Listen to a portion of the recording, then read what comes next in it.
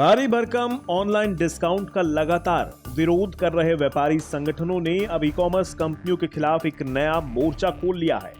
व्यापारियों का दावा है कि दुकानदारों के साथ साथ ये कंपनियां जीएसटी में भी हेराफेरी करके सरकार को नुकसान पहुंचा रही हैं। ऐसे में अब व्यापारियों ने केंद्र सरकार के साथ साथ सभी राज्यों से मांग की है कि ई कॉमर्स पोर्टल पर मिल रही 10 से 80% तक की छूट की जांच की जाए।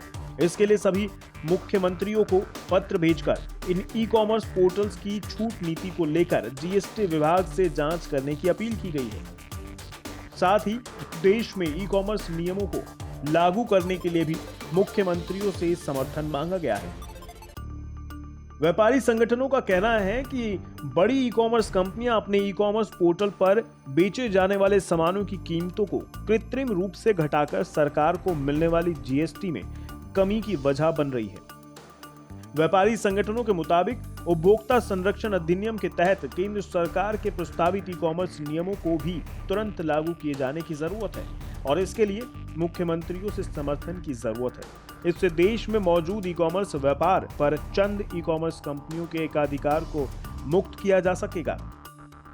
व्यापारी संगठनों का आरोप है कि ई कॉमर्स नीति में एफडीआई नीति के तहत विदेशी कंपनियां केवल बिजनेस टू बिजनेस व्यापार के लिए ही अधिकृत हैं, जबकि वो इस नियम का उल्लंघन करके बिजनेस टू कंज्यूमर बिक्री कर रही हैं। व्यापारी संगठनों का कहना है कि भले ही नीति बनाना केंद्र सरकार के अधिकार क्षेत्र में आता है, लेकिन व्यापार राज्यों में होता है। ऐसे में राज्यों को छोटे व्यापारियों और ग्राहकों को इन कंपनियों के चुंगल से मुक्त कराने और निष्पक्ष ई कॉमर्स व्यापार सुनिश्चित करने के लिए केंद्र सरकार से तुरंत बात करनी चाहिए।